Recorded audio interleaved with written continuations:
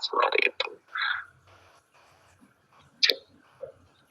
Itu ya pakai T yang ini. Yes. Coba praktek kayak gimana ya. Terus yang ini udah ada jawabannya ya, skala pengukurannya. Terus habis gitu ya ini cuma lihat ininya saja, melihat di T-tabel. Kalian lihat di T-tabel ketika alfanya itu 0,05 dan derajat kebebasannya 10, berapa kira-kira nilai T-nya? Nah 1,812. Nah kalau ini masih salah ya berarti saya bingung cara mencari nilai T pada tabel.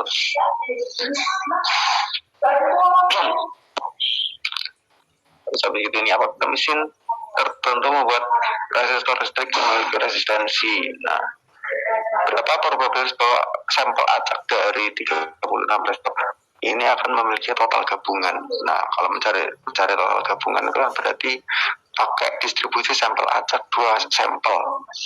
Ya, nilainya itu menggunakan Z. Ini jawabannya 0,9332. Ini pakai yang beda 2 sampel itu pakai Z. Nah, coba dibuka lagi di materi teorema limit pusatnya. Ini juga soal kuis ya, tabel ini mana. Kalau salah ya tahu lagi. Nah, selanjutnya yang ini. Orang dengan confidence level 95% ingin mendapatkan ukuran sampel yang memiliki error sebesar 10 dengan standar deviasi sampelnya 90. Berapakah jumlah sampel yang dibutuhkan? Nah, untuk mencari nilai dari ukuran sampel kemarin kan pada pertemuan mengenai sampel dan juga populasi itu ada 2 ya, yaitu pakai inter atau proporsi. Nah, karena ini ada errornya, dan juga diketahui standar deviasi pada sampel berarti pakai min error. Yang nilainya ukuran sampelnya itu perkalian antara Z alfa per 2 dikalikan dengan S dibagi dengan errornya dikuadratkan hasilnya. Atau rumusnya ini. Ada nggak ya? Oh, ini. Nah. Oh, ini 95 ya. Ya, kalau di ini kemarin pembahasan di IS3. Jadi cuman saya bedakan di confidence levelnya saja. Kalau di sini 95, kalau di IS3 90 ya. Nah, kalau 95% berarti kan alfanya itu 5%. Nah, berarti Z alfa per 2-nya itu 0,975. Nah, mencari nilai Z yang probabilitasnya 0,975 ya cari di tabel normal, yaitu nilainya kalau nggak salah 1,65 mungkin ya. Bentar, tak bukain juga.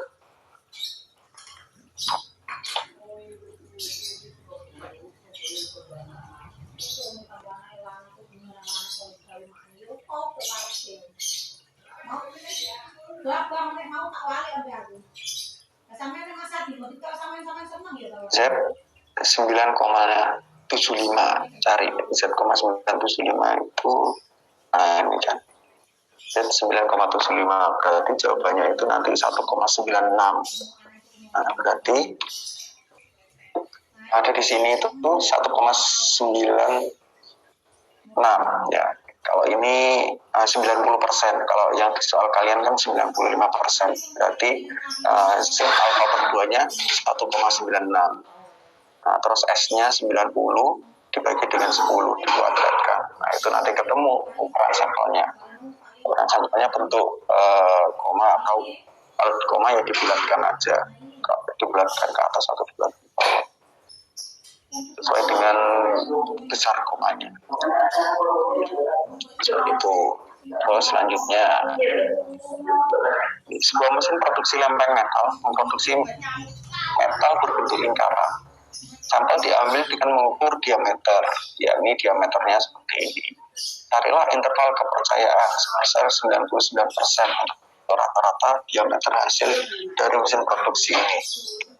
Nah, kalau mau mencari ini kemarin mencari estimasi dari interval kepercayaan rata-rata itu juga ada dua, yang menggunakan normal Z atau menggunakan T, distribusi T.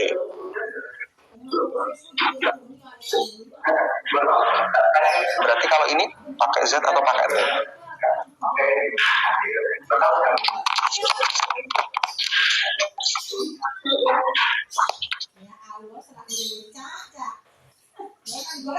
Coba kita tekoi Aulia. Jawaban lu pakai apa ini Aulia? Aulia mana Aulia?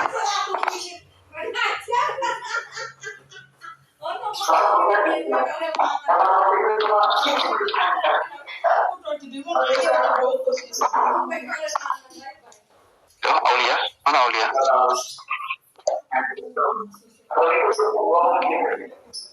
Sempat ada rencana itu.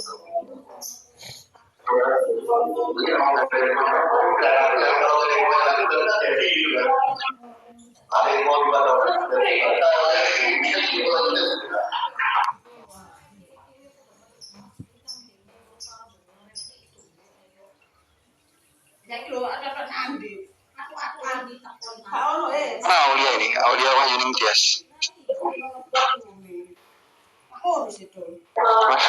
Kok nggak ada respon?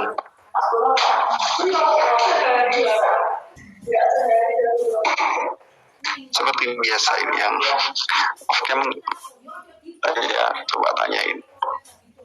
Oh iya, kalau saya panggil beberapa kali gak jawab, ada atau apa, ya ke meeting Bandung.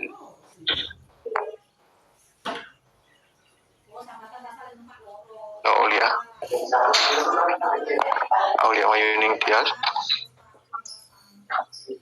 gak ada. Oke, selanjutnya mungkin Diva, coba Diva. Ini pakai normal, pakai Z atau pakai T cara mencari estimasinya?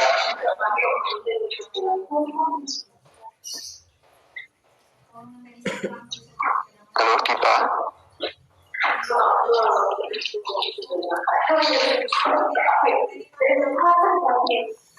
Mana ini Diva ini? Ini sudah ada dua orang, tadi Alicia nggak jawab juga, Aulia nggak jawab.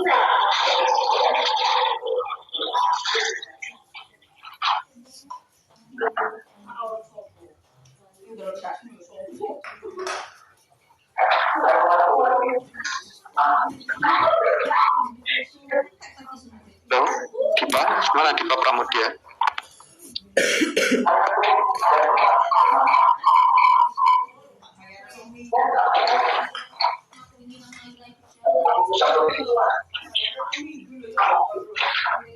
Halo. Nah, oke. Masuk. Kira-kira apa ini? Suara saya kedengaran, Pak? Iya, terdengar. Apa saya, Pak? Pilihannya cuma dua, pakai Z apa pakai T? Gitu aja. Kira mana? Kalau Z berarti normal, kalau T berarti distribusi T. Nah, dilihat ini sampelnya kecil apa besar ini menurutmu?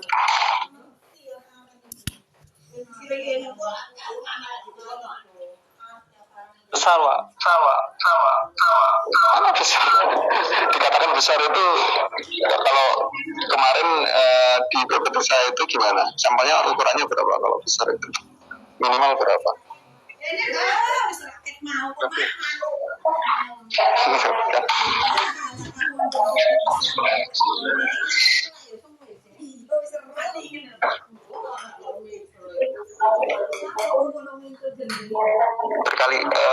Beberapa kali udah saya jelaskan di teorema limit pusat, di distribusi variansi dan juga estimasi, dikatakan besar itu kalau diukur ketika N-nya itu lebih dari 30. Nah ini ada nggak segitu? Nggak ada, Pak. Ada. Berarti pakai apa? Distribusi apa? Iya, berarti pakai distribusi apa? Z.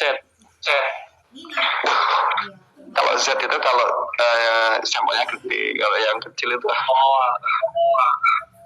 GT lah berarti. GT. Ya, jawabanmu yakin benar apa enggak ini? Sama saya. Oke. Ya, nomor 10 ini karena sampelnya kecil dan juga variansi pada populasinya nggak diketahui, berarti pakai T untuk mengestimasinya.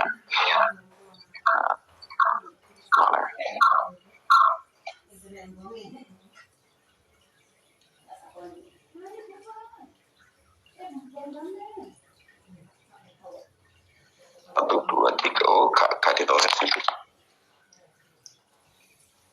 Pakai T. Nah, untuk mencari intervalnya berarti ya min T alfa per. Bentar, saya ini DPT pun nggak bisa buka, soalnya nggak bisa buka noret jadi.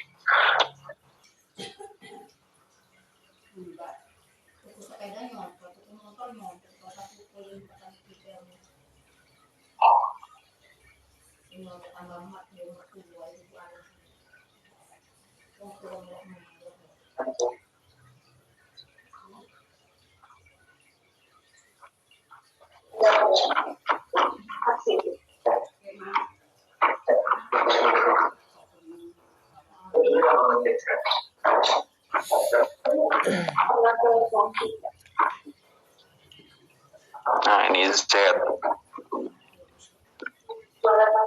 Nih, ini selisihnya. Ketika sampelnya besar pakai distribusi normal Z, kalau sampelnya kecil pakai distribusi T. Tapi ini yang beda dua ya. Coba gimana yang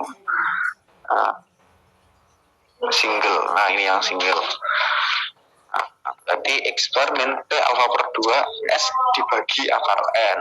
Nah, untuk yang minimum, untuk yang maksimum berarti tinggal menjumlah nilai errornya. Ini rata-rata estimasi titiknya ditambah dengan errornya. Ini estimasi titik dikurangi dengan errornya. Jadi rumusnya ini tinggal masukkan saja. Cuman yang perlu dicari itu kan X bar sama S-nya. Nah, untuk mencari X bar ya berarti ya soalnya tak terus bisa mau.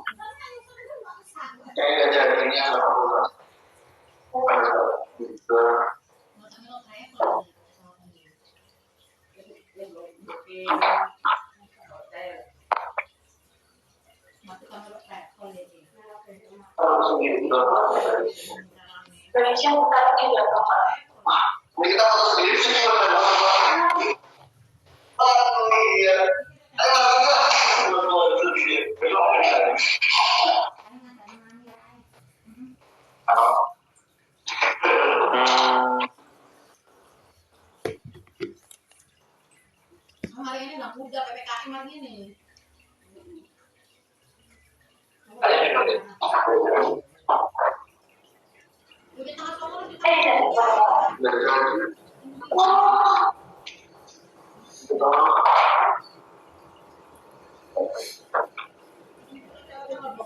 Kali kok hilang bisa.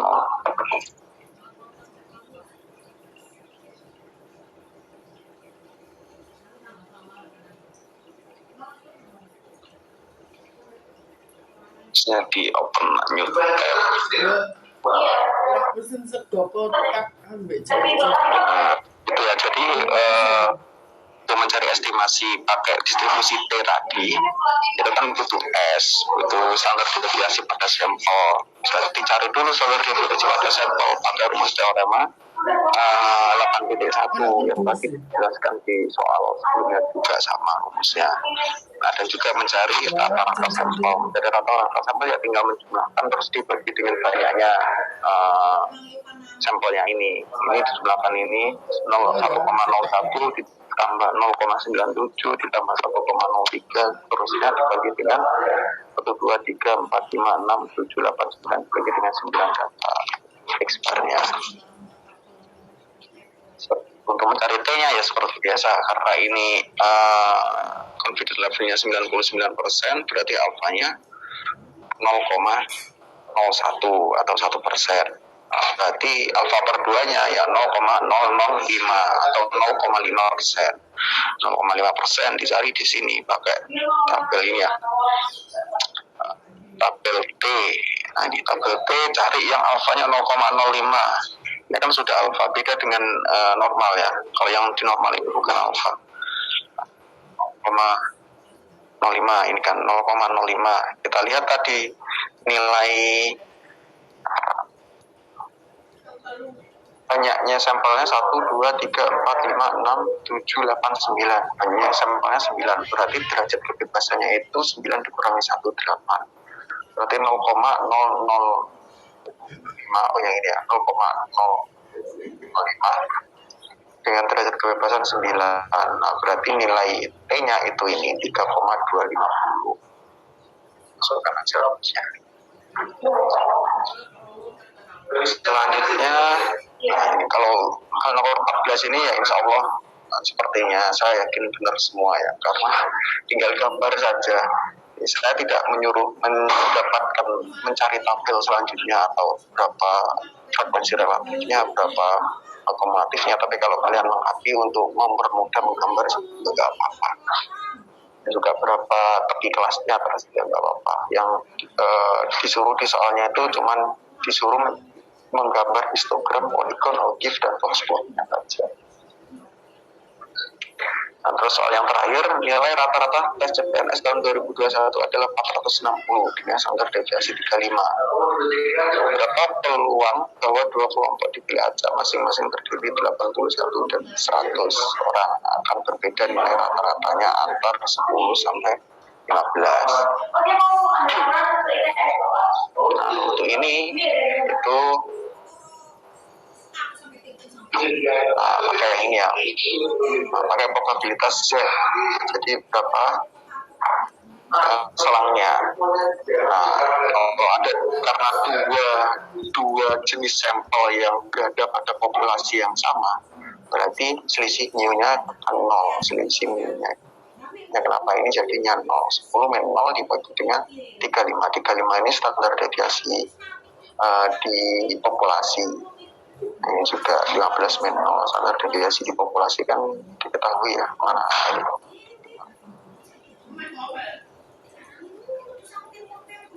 Ya didapatkan hasilnya itu probabilitasnya 2,59% atau 0,0259. Itulah. Itu pembahasan mengenai UTS-nya, atau ada yang protes. Oh ya, kemarin sepertinya ada yang sini ya, ada yang protes mengenai yang ini satu soal saya jadikan bonus ya, karena saya salah ketik, harusnya yang ini itu systematic sampling, tapi satisfying sampling, karena tekniknya bersama dengan kuota, cuman pengambilan elemennya itu menggunakan probabilitas, bukan pakai konvenin atau judgment. Oke, itu aja mungkin untuk pembahasannya, terus kita pindah ke materi selanjutnya. Ini masih belum bisa buka.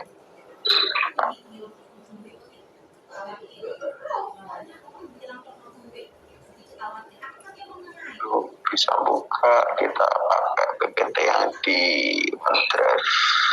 Cuman kalau di OneDrive ini bisa dioret-oret ya.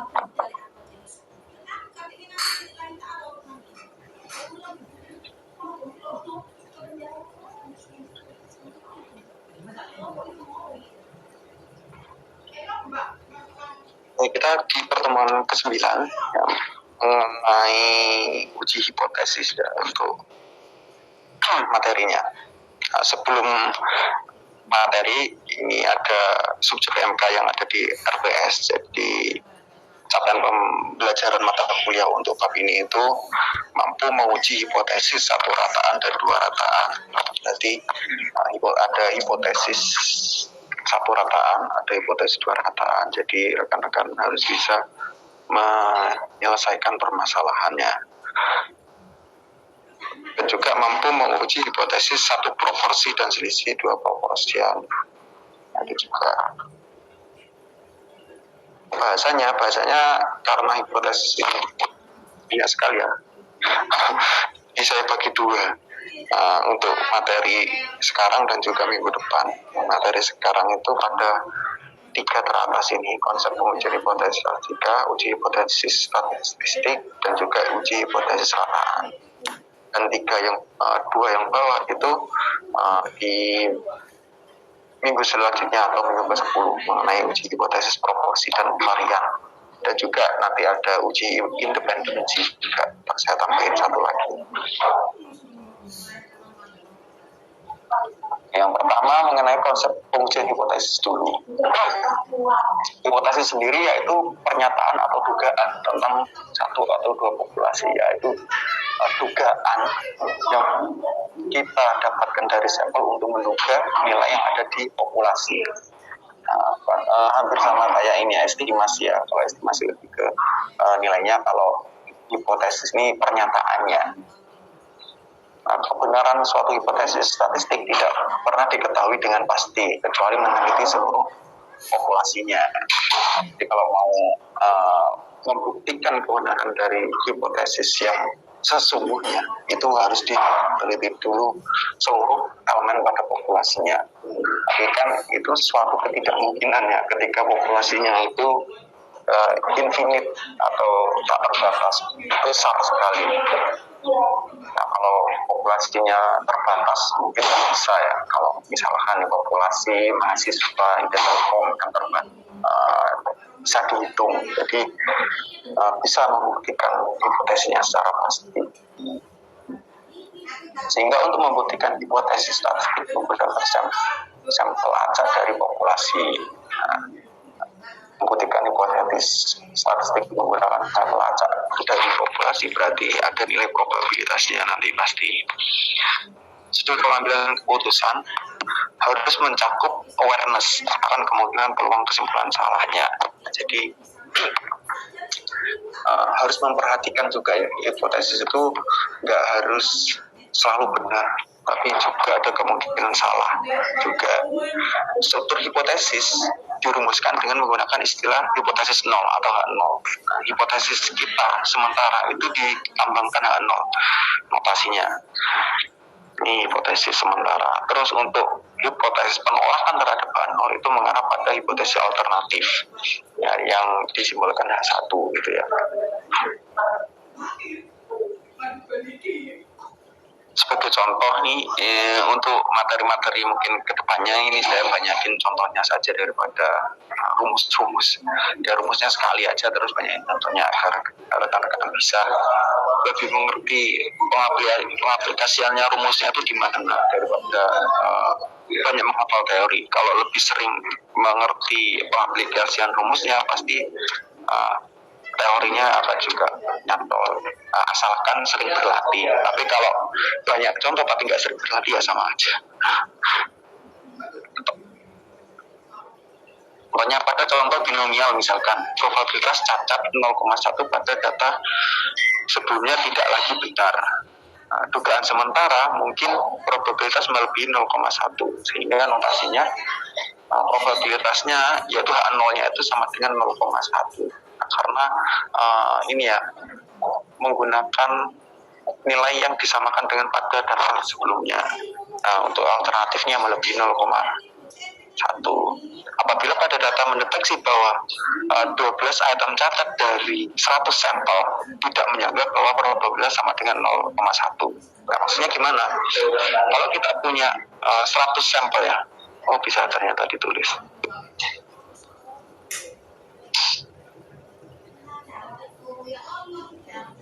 Ditemukan cacatnya, anggap aja giginya itu 12. Tapi kan probabilitasnya itu kan bukan. Nah.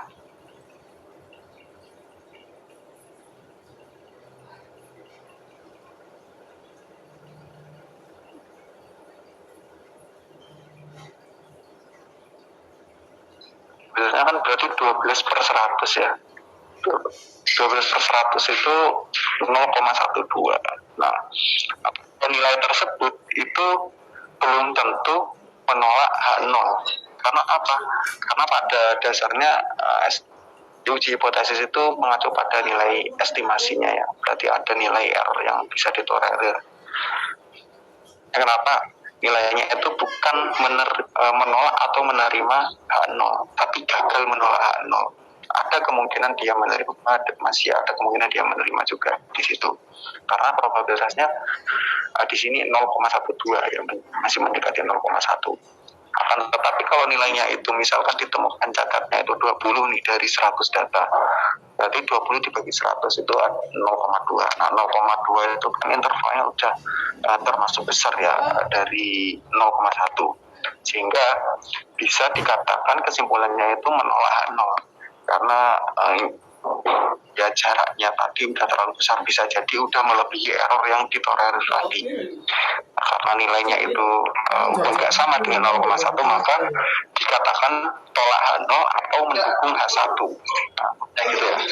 Kalau menolak H0 otomatis mendukung H1, tapi kalau gagal menolak H0 itu belum mendukung H1 dan juga belum menerima H0. Nah, gitu ya. Kalau yang ini gagal menolak H0 itu belum tidak menerima H1, tapi juga belum menerima H0. Kayak gitu. Ini masih rancu kondisinya di sini. Mungkin ini lagi ada contoh. Jenis vaksin COVID tertentu diketahui hanya efektif 25% setelah jangka 2 tahun.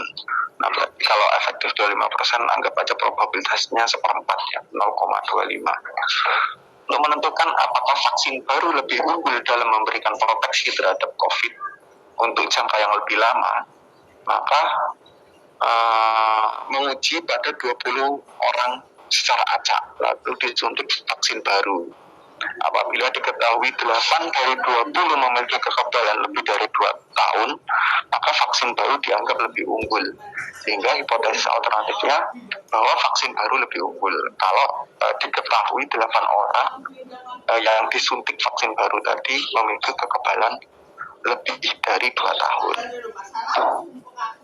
Nah, hal tersebut setara dengan menguji hipotesis secara binomial untuk probabilitas sukses pada percobaan yang diberikan.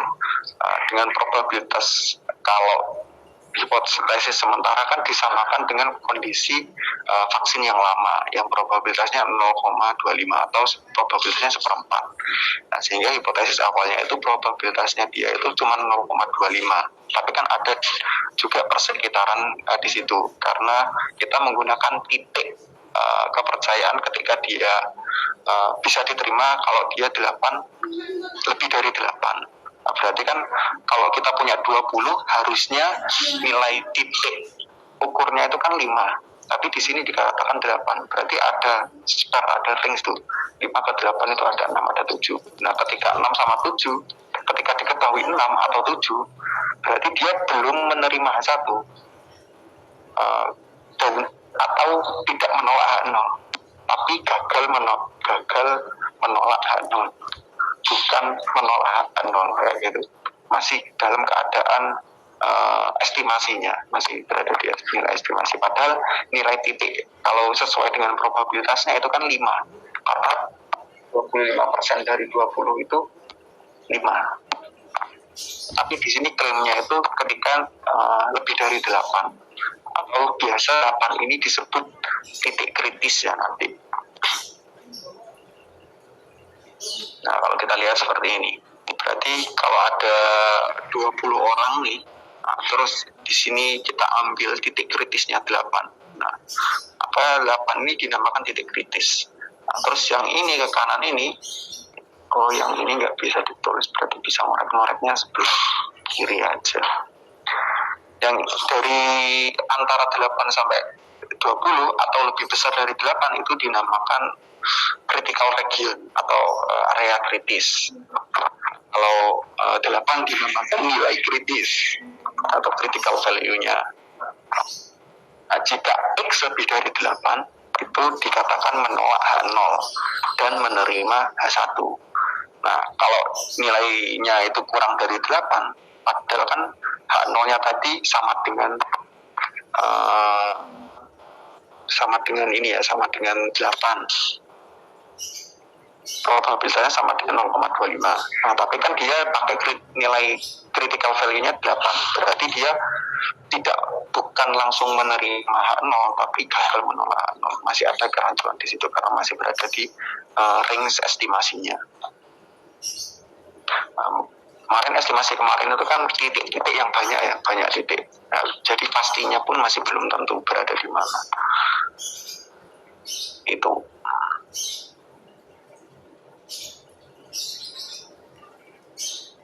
Itu mungkin penjelasan singkat ya mengenai istilah hipotesis seperti apa. Selanjutnya menjelaskan mengenai tipe error 1 atau error tipe 1. Error tipe 1 itu penolakan hipotesis 0 padahal kondisinya terpenuhi. Contohnya seperti vaksin baru mungkin tidak lebih baik dari yang digunakan sekarang. Berarti H0-nya benar.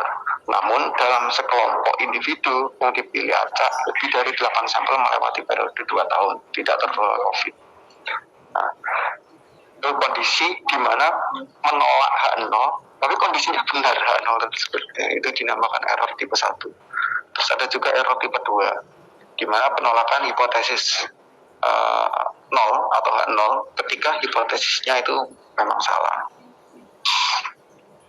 Terdapat 8 atau lebih sampel melewati periode 2 tahun tidak tertular COVID. Akan tetapi kami tidak dapat menyimpulkan bahwa vaksin baru lebih baik padahal sebenarnya lebih baik. Kayak gitu. Yang lebih jelasnya pakai ini aja, pakai matrix reject or do not reject. Ini ketika dia nolnya benar tapi dia gagal menolak, itu putusan yang benar. Tapi kalau dia malah ditolak, itu dinamakan error tipe 1. Error tipe 1 itu dinamakan juga tingkat signifikansi. Kalau tingkat signifikansi itu ini disebut alpha atau 1 minus confidence levelnya, tingkat kepercayaannya. Nah, jika H0-nya itu salah tapi tidak masih belum menerima, ya itu dinamakan error tipe 2. Harusnya kan kalau H0-nya itu udah salah berarti menolak H0. Tapi di sini masih tidak ditolak, masih belum ditolak, gagal menolak H0. Nah, itu dinamakan error tipe 2. Error tipe 2 itu dilambangkan dengan beta. Nilai beta sendiri itu tidak bisa dihitung kecuali memiliki hipotesis alternatif tertentu. Berarti harus ada satunya baru bisa dicari nilai betanya. Nah, tingkat signifikansi ini nanti sangat sering digunakan, akan sering digunakan yang alfa daripada betanya. Juga bisa disebut size of the test. Tingkat signifikansi itu ukuran dari tesnya.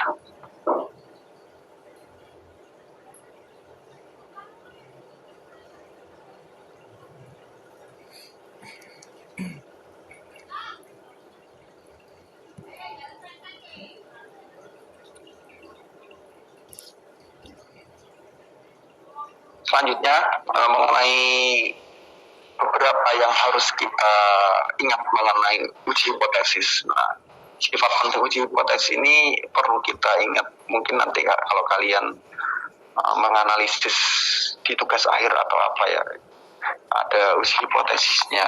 Nah, itu perlu diingat. Kalau hasilnya itu kurang baik harus gimanain, harus apakah ada alternatif untuk cara menyelesaikannya. Nah, itu perlu diingat ini. Error tipe 1 dan error tipe 2 saling terkait. Penurunan probabilitas salah satu menghasilkan peningkatan probabilitas yang lain. Nah, ketika kan tadi kan mungkin nanti ya ketika kita mengetes entah itu pada soal latihan atau mungkin nanti tugas akhir kalian atau skripsi kalian mengenai uji hipotesis ini juga. Nah, ketika nilainya itu gagal, kenapa kok gagal? Kalian bisa menjelaskan, oh karena nilai probabilitasnya itu terlalu misalkan kecil atau probabilitasnya besar. Nah, bagaimana biar diterima? Nah, kalian ada clue di sini, yaitu penurunan probabilitas salah satu menghasilkan peningkatan probabilitas yang lain. Nah, misalkan agar benar nilai alfanya dikecilkan, nah, berarti kalau nilai alfanya dikecilkan nilai betanya harus kalian gedekan kayak gitu. daerah kritis dan kemungkinan melakukan error tipe 1 selalu dapat dikurangi dengan menyesuaikan nilai kritis. Nah, nilai kritisnya itu yang tadi misalkan ya kita punya probabilitas 0,25. Kalau kita punya sampel 20, berarti kan harusnya nilai kritisnya itu di 5, bukan 8. Nah, 8 itu penyesuaian dari 5 tadi. Kita sesuaikan sendiri ya, nilai kritisnya. Juga nomor 3, yang sifat penting yang ketiga, meningkatkan ukuran sampel akan mengurangi nilai alfa dan beta secara bersamaan. Nah, misalkan nih kita di tugas akhir atau skripsi, ada skripsinya tentang ini. Nah, terus di situ diketahui nilai alfanya gede sehingga menghasilkan nilai yang buruk untuk hipotesis. Nah, gitu. Untuk menyelesaikan itu gimana? Mengantisipasi itu, ya sampelnya digedein. Ketika sampelnya kalian besarin, maka otomatis nanti nilai alfanya juga akan berkurang. Dan juga nilai betanya juga berkurang. Jika nilai hipotesis 0 salah, maka nilai beta maksimum ketika nilai benar parameter mendekati nilai hipotesis. Jarak antara nilai benar dan nilai hipotesis benar, maka nilai beta semakin kecil.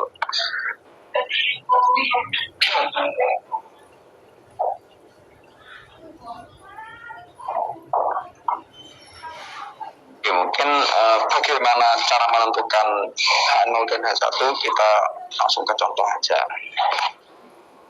Produsen sereal merek tertentu mengklaim bahwa kandungan lemak jenuh rata-rata tidak melebihi 1,5 gram per porsi. Nyatakan hipotesis 0 dan alternatif yang akan digunakan dalam menguji klaim ini dan tentukan di mana daerah kritis berbeda. Nah, jadi untuk menyelesaikan masalah hipotesis ini kalian harus lebih jeli untuk mengamati argumennya ya, argumen klaimnya atau argumen soalnya seperti apa. Contohnya seperti ini, produsen sekarang merek tertentu mengklaim bahwa kandungan lemak jenuh rata-rata tidak melebihi. Nah, perlu digaris bawah itu yang ini. Nah, solusinya, klaim produsen sereal akan ditolak ketika mu melebihi lebih besar dari 1,5. Karena di sini dia menyatakan klaimnya itu tidak melebihi. Berarti kalau melebihi berarti ditolak dong klaimnya. Nah, logikanya seperti itu. Jadi harus jadi dalam mengamati soal atau permasalahan. Dan tidak akan ditolak ketika mu-nya kurang dari atau sama dengan 1,5 gram. Nah, karena di sini dikatakan tidak melebihi ya. Tidak melebihi itu berarti bisa jadi kurang, bisa jadi sama dengan. Sehingga H0-nya itu dianggap mu-nya itu sama dengan 1,5 gram. Nah, kondisi H0 mu sama dengan 1,5 gram itu juga menganggap bahwa kurang dari itu juga masih berada di persekitaran. Nah, ketika nilainya itu nanti di tes uji atau diuji hipotesis itu nilainya sama dengan 1,5 berarti ya menerima H0. Kalau masih kurang dari 1,5 gimana? Kan di sini ada lebih dari, ada sama dengan, pasti juga ada kurang dari. Nah, kalau nilainya kurang dari 1,5 berarti nilai itu hasilnya keputusannya itu bukan menerima 0 tapi gagal menolak 0 karena kondisinya masih rancu di situ. Ya nilai kebenarannya atau probabilitasnya itu masih belum tahu nilai kebenarannya seberapa, ada nilai probabilitasnya. Tapi kalau udah melebihi 1,5 dia udah pasti salah sehingga menolak H0. Simpulan, tidak menolak H0 tidak mengesampingkan nilai kurang dari 1,5 seperti itu ya. Sehingga daerah kritisnya merupakan area lebih besar dari 1,5. Jadi tadi ya perlu diingat ya, ada critical value, ada critical region. Critical value itu berupa titik, misalkan ini titiknya 1,5. Nah, berarti yang lebih besar dari 1,5 itu kan yang ini. Berarti ini dinamakan critical region atau area kritikal. Nah, ketika nilai ujinya nanti berada di critical region, maka dia udah pasti menolak H0 atau menerima H1. Seperti itu. Tapi kalau dia berada di kurang dari, berarti kan di luar dari critical region. Itu dia tidak menolak atau gagal menolak hak nol tadi.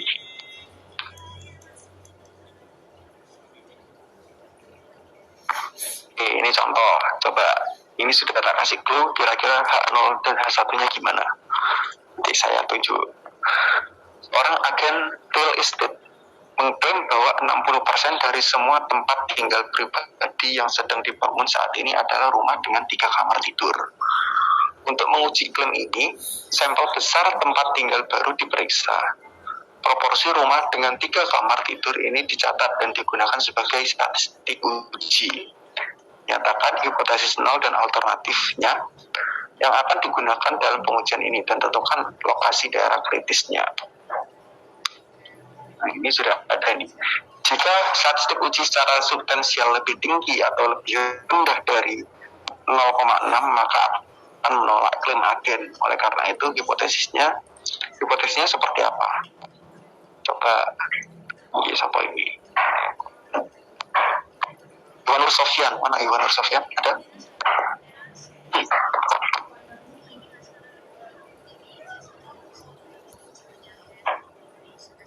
Halo, Iwan Nur Sofyan.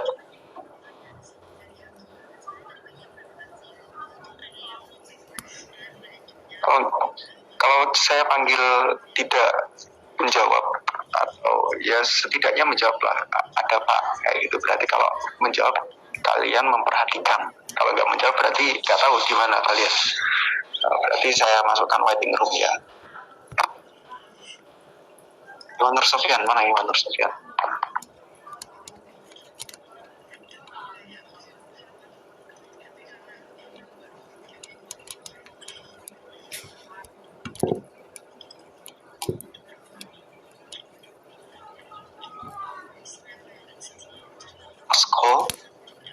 Last call untuk Iwan Nur Sofyan.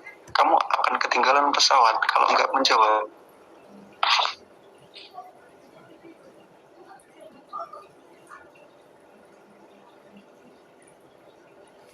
Nggak ada. Coba Gilbert, ada Gilbert.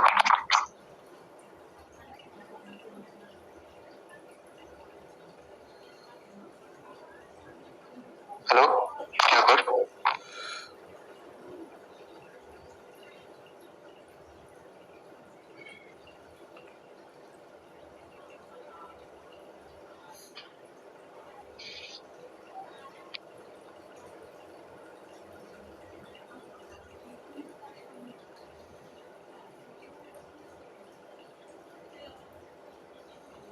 Halo Gilbert, mana ini Gilbert?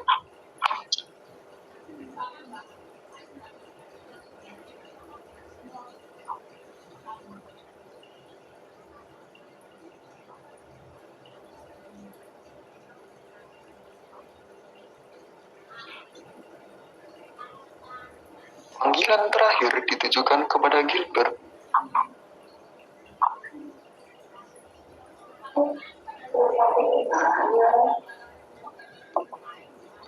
Gak ada.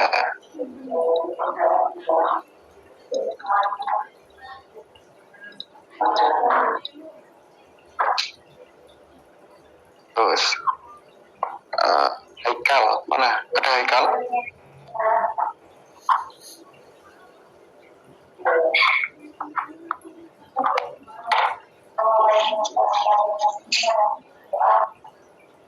Iya Pak.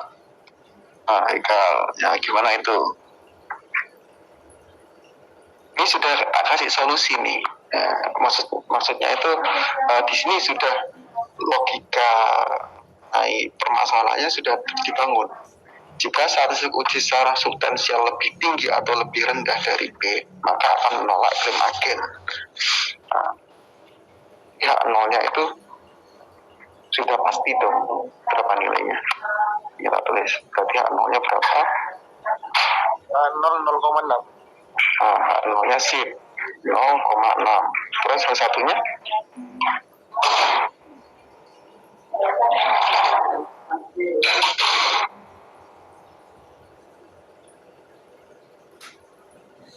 Ini udah dikatakan nih,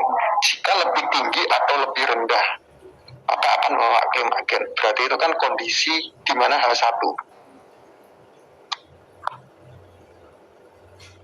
lebih tinggi, salah. Kurang juga salah. Berarti gimana tandanya? Kalau yang tadi ini yang salah itu lebih dari saja. Kalau kurang dari tetap benar. Berarti makanya tandanya lebih dari itu. Kalau ini lebih salah, kurang juga salah. Berarti tandanya apa? Lebih dari 0,6 lebih dari. Gimana lebih dari 0,6 lebih dari? Sama dengan bukan Pak? Kalau sama dengan berarti sama dong. Tidak Berarti apa? sama dengan. Tidak sama dengan. Tidak sama dengan gini ya. Tidak sama dengan itu mengartikan kalau kurang ya salah, kalau lebih juga salah. Maksudnya gitu. Sip. Oke. Jadi seperti itu yang menentukan hipotesis sementaranya H0 dengan H1-nya. Jadi kalian harus lebih jeli untuk mendeskripsikan argumen yang ada di soal atau di permasalahan.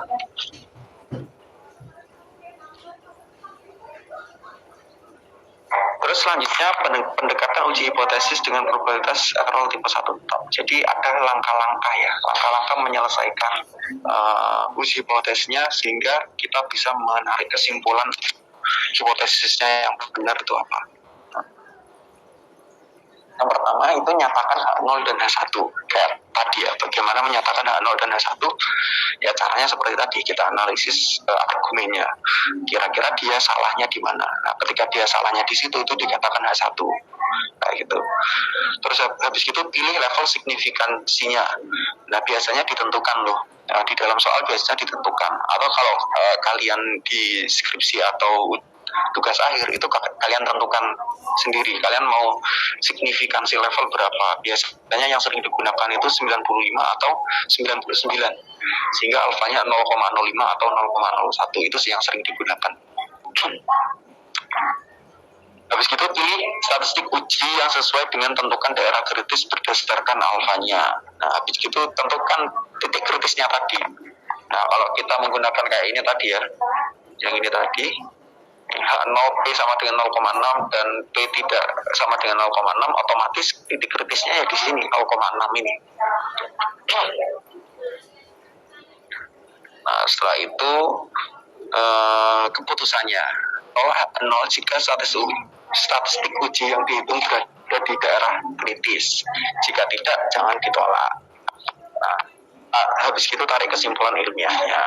Nah, setelah itu selain menggunakan signifikansi alfa atau error tipe 1, kalian juga bisa menghitung menggunakan pendekatan p-value. P-value itu melihat probabilitasnya. Apakah probabilitas yang kita uji itu lebih dari probabilitas signifikansinya atau kurang dari, seperti itu.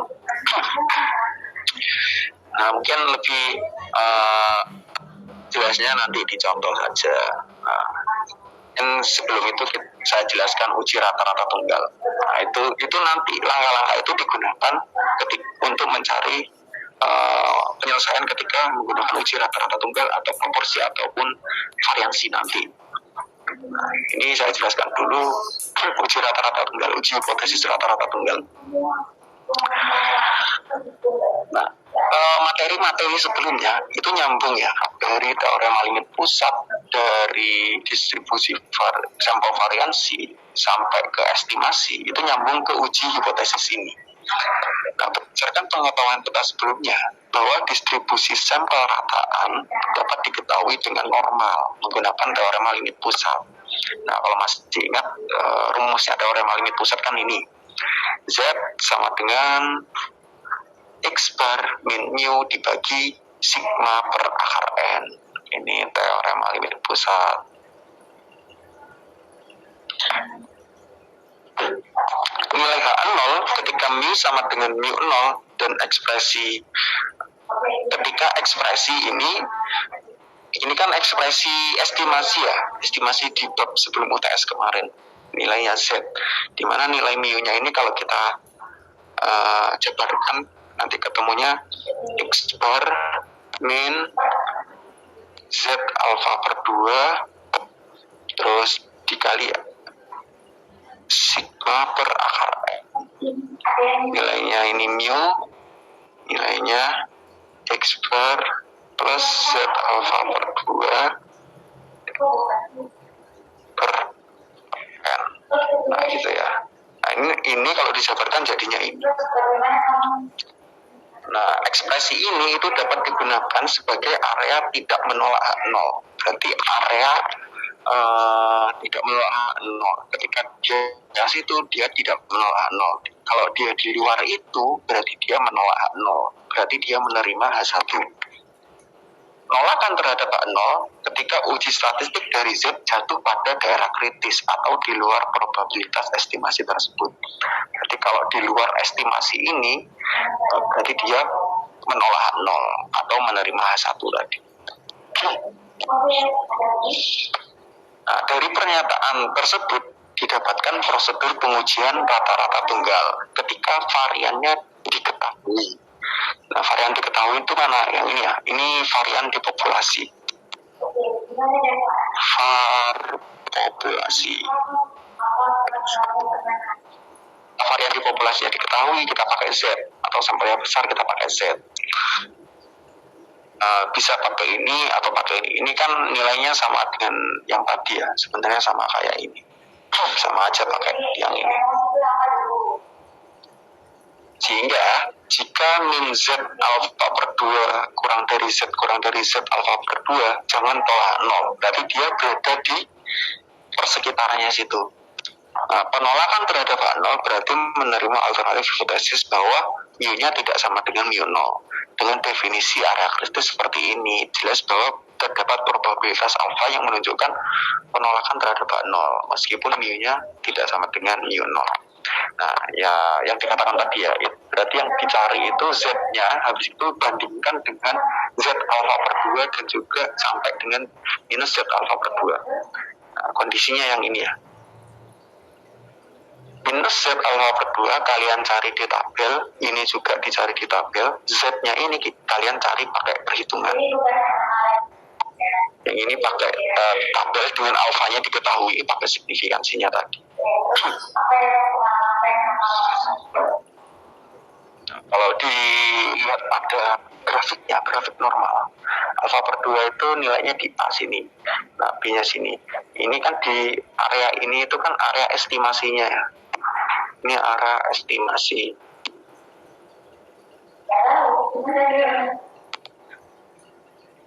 Nah, sedangkan ini dinamakan critical region yang tadi.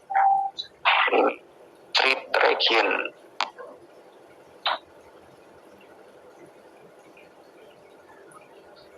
Nilai Z yang kalian cari itu berada di critical region, berarti dia menolak 0 dan menerima 1. Tapi kalau berada di area estimasi, dia gagal menolak H0. Itu tadi.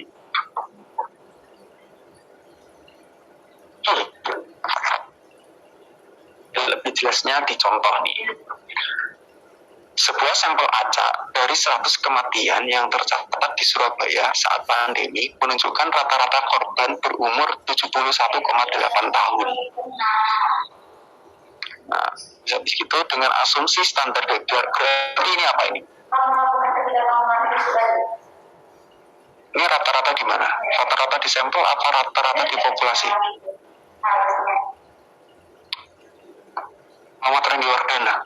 Ini rata-rata di sampel apa rata-rata di populasi?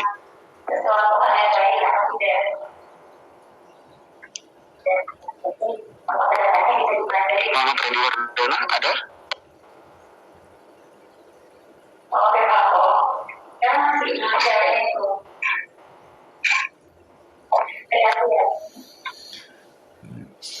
Populasi bukan Pak. Yakin di populasi. Siapa tadi yang jawab? Muhammad Randy Wardana mana dulu ini? Orangnya ada nggak? Ngikutin kuliah nggak?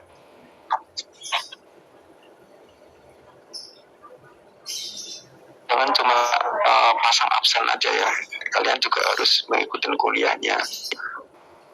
Jadi juga saya perhatikan, kalian memperhatikan dengan seksama dan menerima materi yang saya ajarkan, atau cuma ditaruh HP-nya, yang penting listnya di situ, gitu.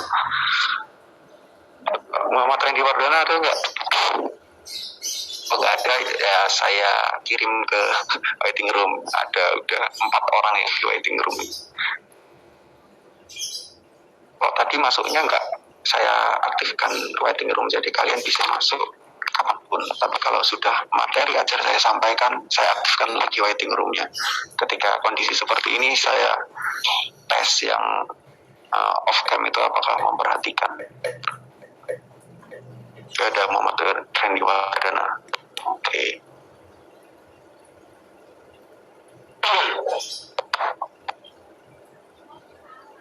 Siapa tadi yang jawab?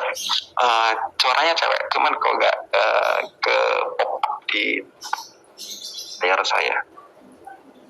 Saya, Pak. Rahel, Pak. Oh, Rahel. Oke. 71,8 itu rata-rata berada di 100 ini. Nah, 100 ini apa? 100 itu sampel, berarti 71,8 itu rata-rata di sampel, bukan di populasi ya. Jadi kalian harus memperhatikan kalimatnya, argumennya dalam soal itu seperti apa, biar nggak kebalik-balik, rata-rata sampel mana, rata-rata populasi mana. Berarti ini ekspernya 71,8. Dengan asumsi standar deviasi 8,9 tahun, apakah ini menunjukkan rata-rata korban meninggal memiliki umur lebih 70 tahun? Nah, yang ini dinamakan mu-nya. Ini anggapan atau hipotesis mu ya. Hipotesis rata-rata di populasi. Dan juga ini hipotesis bisa dipundiri. Yang 8,9 ini hipotesis standar deviasi di populasi. Berarti ini sigmanya. Sesuai dengan langkah-langkah yang tadi saya jelaskan sebelum menjelaskan uji rata-rata tunggal ini, itu ada langkah-langkahnya. Yang pertama, tentukan H0 dan H1-nya dulu. Nah, jelas di sini ya.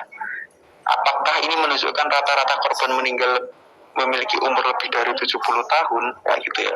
Berarti anggapan awal, berarti rata-ratanya H0-nya itu berada sama dengan 70. Nah, di sini berarti alternatifnya, apakah dia yang masih dipertanyakan itu apakah 70 tahun itu jadi H1. Bila hipotesis 0-nya itu mu-nya sama dengan 70 dan hipotesis 1-nya itu lebih dari 70. Nah, seperti biasa di soal itu mesti disebutkan sih alfanya itu berapa atau signifikansinya berapa. Di sini disebutkan signifikansinya 0,05. Makanya di sini langkah kedua pilih signifikansi levelnya, yaitu alfanya 0,05. Setelah itu tentukan critical regionnya dan uji statistiknya. Uji statistiknya pakai apa? Pakai Z tadi, pakai distribusi normal. Tapi area kritikalnya gimana? Area kritikalnya itu menggunakan area kira satunya terhadap signifikansinya. Berarti Z-nya pakai alfa per 2. Alfa per 2 itu berarti ini ya, 0,05 dibagi 2. Berarti alfa per 2-nya itu 0,025. Nah, 0,025 kalau kita perhatikan grafik normalnya itu kan kanannya titik ya, alfa itu kanannya titik, ini alfa per 2-nya. Nah, yang ada di tabel itu kirinya titik.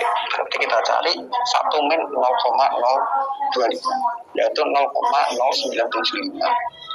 Berarti probabilitasnya itu 0,0975. Ini layar saya udah pindah ke buku di tabel normal. Sudah, Pak. Sudah. Berarti yang kita cari itu 1 minus 0,025-nya. 1 minus 0,025 itu 0,975. Nah, 0,975 kita cari yang di tengah. Yang di tengah itu nilai probabilitas ya. Nah, yang ini. Sehingga Z-nya itu 1,9 ke atas 6. 1,96. Nah, berarti Pak, sebentar Pak. Nyari angka hasil di tabelnya itu gimana Pak? Saya kok begini Pak. Tingkat berarti 0,625 Pak. Terus pencariannya kok bisa sampai di 1,9 itu Pak? 1,